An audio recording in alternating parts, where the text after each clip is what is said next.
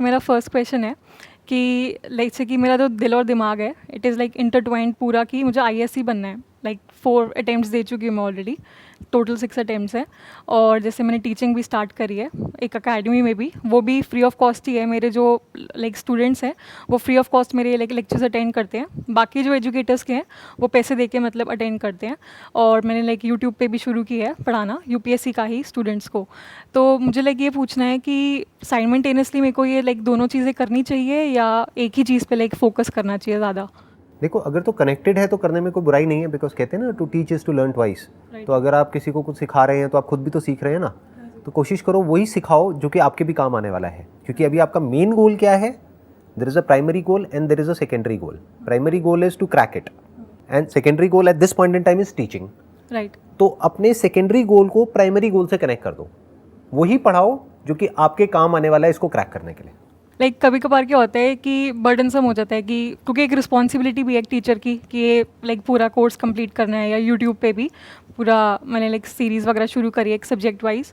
तो कभी कभार बर्डन बन जाता है कि मतलब अपनी पढ़ाई के लिए टाइम नहीं मिलता। तो मतलब करना चाहिए मेरे को मतलब पूरा रेगुलरली या ब्रेक्स में? That's what I am saying, burden लेकर के मत करो। इसलिए मत करो कि वो टीचिंग करके कुछ होने वाला है, क्योंकि आप अकेले नहीं हो, बहुत लोग पढ़ा रहे हैं ऑलरेडी। हाँ, राइट। तो ऐसा नहीं है कि कोई बहुत बड़ा गैप है कि जो सिर्फ आप ही पूरा कर रहे हो। There are thousands of teachers जो ऑलरेडी पढ़ा रहे हैं और बहुत लोगों के लेक्चर्स फ्री में भी अवेलेबल हैं यूट्यूब पर। राइट। तो ऐसा नहीं है कि आप कुछ ऐसा कर रहे हो कि जो कोई और ना कर रहा हो। तो वही करो जो आपके खुद के पहले काम आने वाला है। जैसे हम किसी फ्लाइट में जा रहे होते हैं, वहाँ पे बोलते हैं ना कि साथ वाले को मास्क लगाने से पहले अपना ऑक्सीजन मास्क लगा लो, फिर अपने बच्चे को लगाना। हाँ, राइट। तो ऐसे ही पहले अपना इंश्योर कर लो कि अगर तो ये पढ़ा करके आपको एक तरह का आपका रिवीजन हो रहा है, आपकी जो क्लैरिटी है वो बढ़ रही है, तब तो ठीक है। बट अगर ये करके आप डिस्ट्रैक्ट हो रहे हो अपने मेन गोल से, तो why are you doing it? तो फिर उसको छोड़ सकते हो, उसको 2 साल बाद कर लेना। अभी कौन सी लाइफ कहीं जा रही है? हाँ, राइट। राइट। अगर फुल टाइम ही करनी हो टीचिंग तो 2 साल बाद कर लेना, जस्ट इन केस अगर नहीं हुआ तो। राइट। हाँ, my next question is like किस्मत बोलते हैं कि बहुत बड़ी चीज़ है कि अगर जैसे अभी मेरा क्लियर नहीं हुआ था तो फ्रेंड्स ने भी बोल दिया कोई नहीं किस्मत में नेक्स्ट टाइम ट्राई कर लियो। और बड़े बुजुर्ग भी कहते हैं कि कोई बात नहीं किस्मत में नहीं होगा या भगवान को मंजूर नहीं होगा। तो ये जो सक्सेस है तो उसमें लाइक किस्मत का कितना रोल है या सिर्फ हार्डवर्क होता है? ना तो सिर्फ हार्डवर्क होता है, ना सिर्फ किस्मत होती है। पहले समझना पड़ेगा कि किस्मत होती क्या है। आप अपने लिए गोल सेट करते हो, उसके होने की प्रोबेबिलिटी x होती है। हाँ, राइट। फिर जब वो नहीं होता है तो आप बीच में इस कॉन्सेप्ट को ले आते हो जिसको किस्मत बोलते हैं। राइट फ्रॉम डे 1 आपको पता है कि इसकी होने की प्रोबेबिलिटी ये है कि इतने लोग अप्लाई करते हो, उसमें से इतनों का होता है, इतनों का नहीं होता है। So that is absolutely clear. तो वहाँ पर किस्मत का रोल बीच में नहीं आया। That's simple mathematics. यहाँ पर जो चीज़ समझने वाली है ना वो ये है कि आपकी होने की पॉसिबिलिटी डे 1 से ही आपके माइंड में क्लियर है कि अगर मैं अपना 100% भी एफर्ट करूँगी तब भी प्रोबेबिलिटी यही है। अगर 100% करूँगी तो राइट। अगर 50 करोगे तो बात ही खत्म हो गई ना। हाँ। तो that must be very clear in your mind कि भाई ये एक प्रोबेबिलिटी है, ये मैथमेटिक्स है, ये साइंस है। इसमें बीच में हमको डेस्टिनी कॉन्सेप्ट को घुसाने की जरूरत नहीं है। क्यों? क्योंकि ये गोल किसने सेट किया?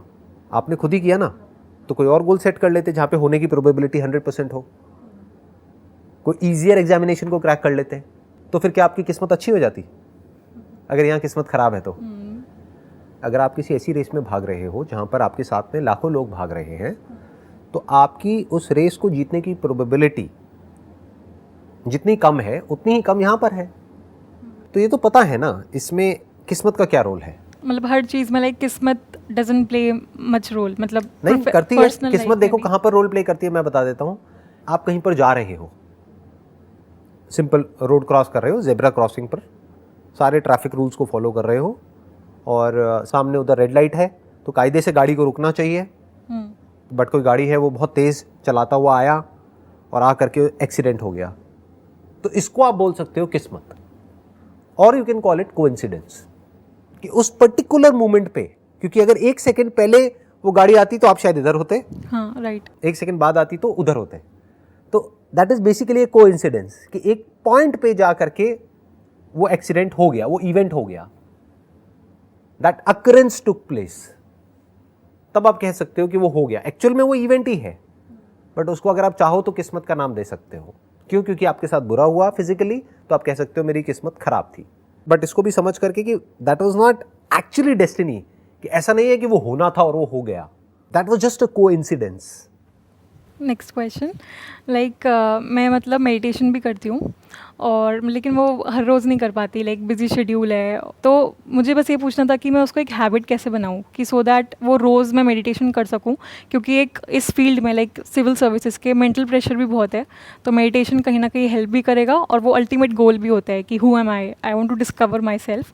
आपके क्वेश्चन में दो अलग अलग चीज़ें हैं. एक तो है कि आपका जो गोल है, जो सेंटेंस को क्रैक करने का है, आपको ये लग रहा है कि मेडिटेशन उसमें हेल्प करेगा क्योंकि कहीं ना कहीं किसी ना किसी की बात आपने सुनी है कि वो इसमें हेल्प करेगा, राइट? विच मे और may not be true. Okay, that is one aspect of it. Second, आपने कहा हु एम आई हमारा अल्टीमेट गोल है. Definitely that's the ultimate goal of life. But अभी जो आपका जो करंट अभी जो गोल है अगले 2 साल तक, वो कुछ और है. वो हु एम आई को फिगर आउट करना नहीं है, वो आप बाद में भी फिगर आउट कर सकते हो. 2 साल बाद भी आराम से डीपली, जब आपके पास में टाइम होगा, मेंटल स्पेस होगा, तब इसके बारे में आप सोच सकते हो. तो अभी उस एस्पेक्ट को हम हटा देते हैं.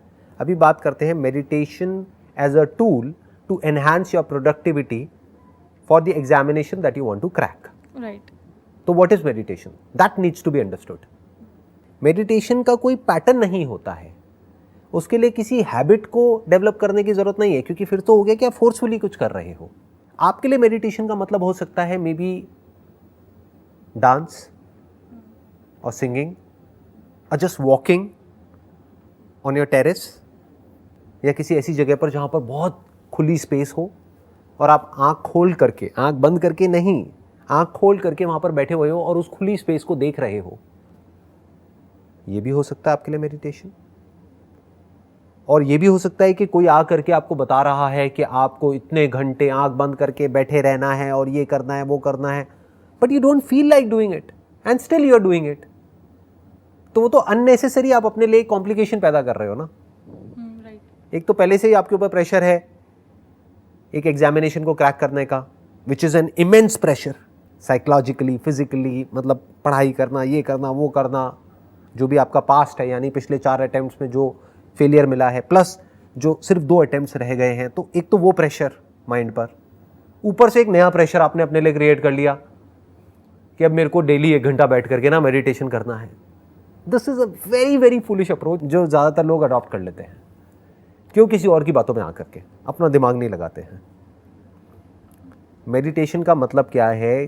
कुछ भी ऐसा जिससे कि you can just let go of everything, whatever is going on here, for a few moments or for a few minutes or for a few hours.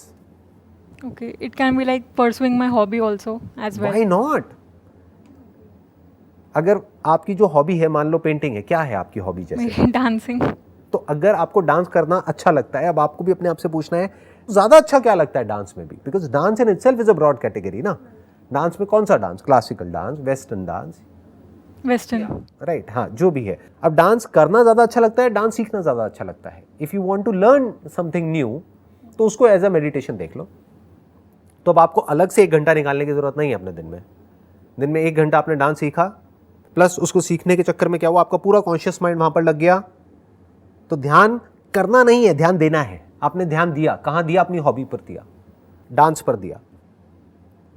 Your body, mind and soul gets connected to that one thing that you are doing, that one action that you are taking. This is meditation. अब आप ध्यान में हो, ध्यान कर नहीं रहे हो. ध्यान करना इज अ वेरी वेरी, मैं क्या बोलूँगा, ये बहुत ही बेसिक लेवल की बातें हैं. चाइल्डिश है बेसिकली ये चीज़ें. जो लोग इन बातों को मान लेते हैं और प्रैक्टिस करने लग जाते हैं, एक पैटर्न को फॉलो करने लग जाते हैं, that's like our monkey mind. कि जैसे उसमें क्या होता है कि इमिटेशन चलता रहता है. एक किसी ने कुछ बोला, एक मंकी का कोई आइडल है या उस ग्रुप का कोई लीडर है, उसने कुछ किया तो बाकी सारे बंदर भी वही कर रहे हैं, या एक हर्ड मेंटालिटी होती है. हाँ, इस फील्ड में ऐसा है भी. लाइक जो IAS बन जाते हैं तो उनके वीडियोस लाइक है ही free of cost available on YouTube. तो उन्होंने लाइक अगर कोई बोलता है कि 16 घंटे पढ़े, तो लोग भी पागलों की तरह शुरू हो जाते हैं 16 घंटे. तो ये होता है, लाइक हर्ड मेंटालिटी काफ़ी है इस फील्ड में. हर फील्ड में है. दुनिया की ऐसी कौन सी फील्ड है जहाँ पर हर्ड मेंटालिटी नहीं है? क्या आपकी फैमिली में नहीं है? क्या फ्रेंड सर्कल में नहीं है? फ्रेंड सर्कल में हम उसको नाम दे देते हैं पीयर प्रेशर. फैमिली में नाम दे देते हैं भाई सोसाइटी का अपना, हमारी इज्जत है, हमारा रुतबा है, लोग क्या कहेंगे and all that. Right. Career में भी है. आप आगे जा कर के कहीं जॉब करोगे, अब चाहे गवर्नमेंट में करो चाहे प्राइवेट में करो, वहाँ पर भी है। कहाँ नहीं है? एक अथॉरिटी है, उसको ब्लाइंडली फॉलो किया जाता है, उसको क्वेश्चन कोई नहीं करता है।